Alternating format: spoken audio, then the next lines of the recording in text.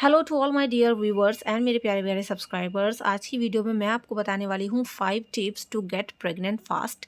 तो वो 5 कौन कौन से टिप्स हैं जिनको फॉलो करके आप अपनी प्रेगनेंसी के चांसेस को काफ़ी हाई कर सकते हैं। तो चलिए कर लेते हैं वीडियो को शुरू। अगर आप चैनल पर न्यू हैं तो जल्दी से सब्सक्राइब कर लें इसी तरीके की यूज़फुल और इन्फॉर्मेटिव वीडियोज़ के लिए। एंड हाँ, वीडियो को लाइक और शेयर भी ज़रूर कर दें। अगर आपके मन में भी कोई डाउट है या फिर आप किसी टॉपिक पर वीडियो चाहते हो तो आप मुझे कमेंट सेक्शन में बता सकते हैं।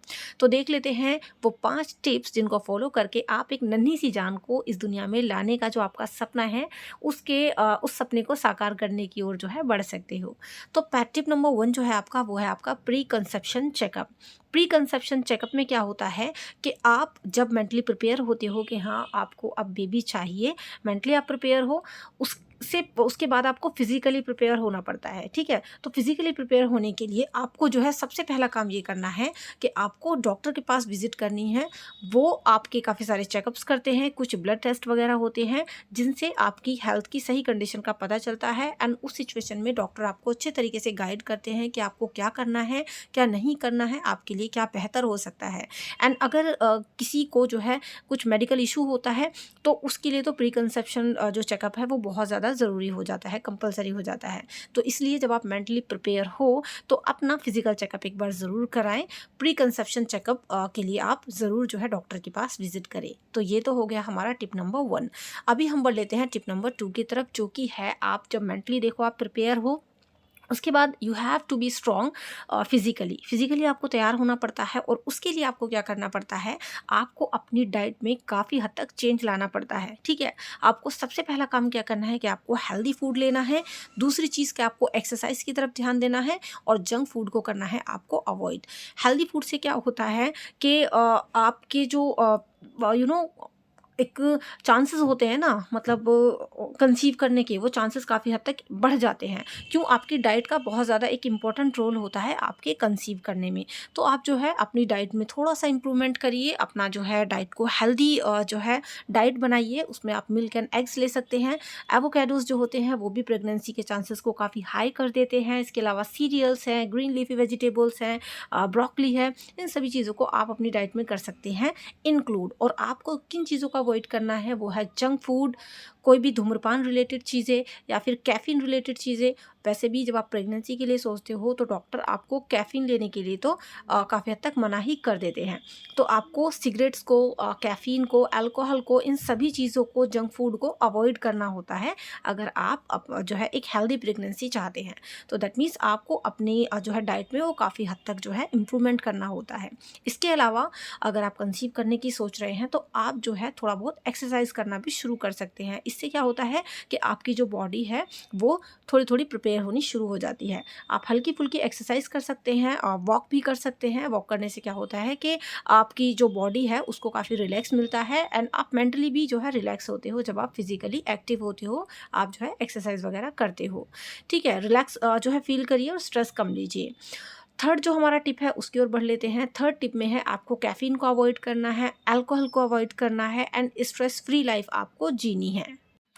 जी हाँ, जब बात आती है आप प्रेगनेंसी के लिए ट्राई करते हो तो उस सिचुएशन में जो कैफ़ीन होती है वो आपकी कंसीव करने के चांसेस को काफ़ी हद तक कम कर देती है। तो डॉक्टर्स के पास अगर आप जाते हो तो वो भी आपको कैफ़ीन लेने के लिए मना करते हैं। अल्कोहल का सेवन बिल्कुल मना कर दीजिए, बिल्कुल नहीं लेना जी, हमें नहीं लेना अल्कोहल। अगर आप लेते हो और आप प्रेगनेंसी के लिए ट्राई कर रहे हो तो अल्कोहल को तो आपको बिल्कुल ही अवॉइड करना पड़ेगा। ठीक है, सिगरेट्स वगैरह अगर आप लेते हो तो उसको भी आपको अवॉइड करना पड़ेगा क्योंकि ये आने वाले बेबी के लिए ठीक नहीं होता और इसके अलावा आपके कंसीव करने के चांसेस भी इससे कम हो जाते हैं। चलिए, जो फोर्थ पॉइंट है वो हम देख लेते हैं, ओवुलेशन डेज। लेकिन इससे पहले मैं आपको बता दूं कि देखो, अगर आप जो है प्रेगनेंसी के लिए ट्राई कर रहे हो तो उससे पहले आप मेंटली प्रिपेयर हो। आपका स्ट्रेस लेवल का बहुत ना के बराबर होना भी बहुत ज़रूरी है। आप जितना ज़्यादा स्ट्रेस फ्री रहोगे, जितना ज़्यादा इस चीज़ के बारे में बहुत ज़्यादा नहीं सोचोगे ना, उतना ही आपके कंसीव करने के चांसेस बढ़ जाते हैं। तो इसलिए आपको सबसे पहला काम ये भी करना है कि आपको स्ट्रेस तो बिल्कुल भी नहीं लेना। काफ़ी बार ऐसा देखा जाता है कि जब कपल जो है स्ट्रेस लेते रहते हैं लगातार, और उस दौरान अगर वो ट्राई भी करते हैं तो वो कंसीव नहीं कर पाते। जैसे ही आप जो है स्ट्रेस का लेवल कम करते हो, स्ट्रेस बिल्कुल कम कर देते हो, तो आपके जो चांसेस है ना वो बहुत ही ज़्यादा बढ़ जाते हैं। तो स्ट्रेस आपको बिल्कुल भी नहीं लेना। फोर्थ पॉइंट देख लेते हैं, वो है आपका ओव्यूलेशन डेज। तो देखो, ओवुलेशन डेज़ जो हैं वो काफ़ी हद तक आपके कंसीव करने में बहुत इम्पोर्टेंट रोल प्ले करते हैं।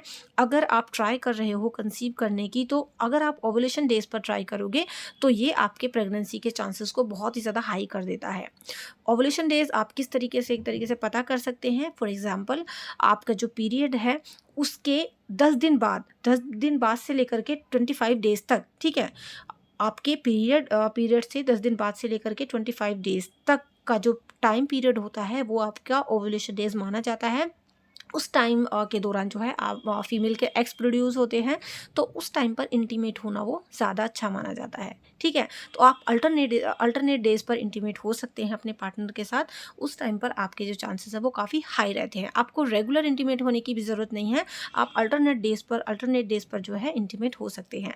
तो ये आपको ध्यान रखना है ओवुलेशन डेज़ का। आपने ओवुलेशन डेज़ को चेक करने के लिए मार्केट में किट वगैरह भी अवेलेबल है, तो आप उनसे भी अपने ओवुलेशन डेज़ चेक कर सकते हैं।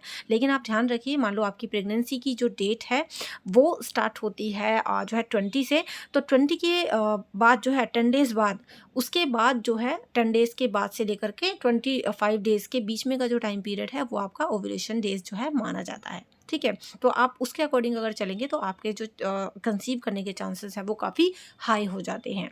तो इसलिए आप जो है इंटीमेसी का ध्यान रखिए। ओवुलेशन डेज़ पर, अल्टरनेट डेज़ पर आप ट्राई करिए। रेगुलर भी आपको जो है इंटीमेट नहीं होना है अपने पार्टनर के साथ, क्योंकि उस दौरान क्या होता है, आपके जो एग्स हैं वो प्रोड्यूस होते रहते हैं, और जब एग्स प्रोड्यूस होते हैं तो स्पर्म का जो लक्ष्य होता है ना उन तक पहुँचना, वो अपने लक्ष्य तक पहुँच जाते हैं, ठीक है? तो इसलिए आप जो है ये चीज़ ध्यान रखें अपने ओवुलेशन डेज़ का, और तभी आप इंटीमेट होइए। चलिए, अब देख लेते हैं टिप नंबर 5। देखो, जब आप अपने पार्टनर के साथ इस तरीके से इंटीमेट होते हैं, स्पेशली ओवुलेशन डेज़ पर, तो आप जो है उस दौरान पिलो का भी यूज़ कर सकते हैं, ठीक है? फीमेल की बैक साइड पर पिलो रख के जब आप इंटीमेट होते हैं, तो उस सिचुएशन में क्या होता है कि जो स्पर्म है वो डायरेक्ट एग के कांटेक्ट में चले जाते हैं, ठीक है? एग्स के कांटेक्ट में चले जाते हैं स्पर्म। तो इसलिए आप क्या कर सकते हैं, पिलो का यूज़ भी कर सकते हैं, जो काफ़ी कारगर साबित होता है। कितनी बार ऐसा देखा जाता है कि फिर इससे चांसेस आपके बढ़ जाते हैं। और हाँ, एक चीज़ आपको और करनी है, आपको जो है इंटीमेट होने के बाद आपको उसी सेम पोजीशन में लगभग 10 से 15 मिनट रहना है। Remain in same position up to 15 minutes. तो इससे भी आपके प्रेगनेंसी के चांसेस काफ़ी हाई हो जाते हैं। और ये 5 टिप्स अगर आप फॉलो कर लेते हो, तो इससे क्या होता है कि हाँ, आपके जो चांसेस हैं काफ़ी हद तक हाई हो जाते हैं। इस तरीके से आप जो है यहाँ पर पिलो का यूज़ कर सकते हैं जब आप इंटीमेट हो। और लास्टली, जब आप ये सारे टिप्स फॉलो कर लोगे तो आई डू बिलीव कि आपको गुड न्यूज़ मिलने ही वाली है। तो चलिए, आप इन 5 टिप्स को ज़रूर फॉलो करें अगर आप सोच रहे हो कंसीव करने की तो। और अगर आपको वीडियो अच्छी लगी है तो लाइक और शेयर ज़रूर कर देना। चैनल को सब्सक्राइब कर लेना। किसी टॉपिक से लेकर रिलेटेड वीडियो चाहिए तो आप मुझे कमेंट सेक्शन में बता सकते हैं। So see you in the next video. Thank you so much.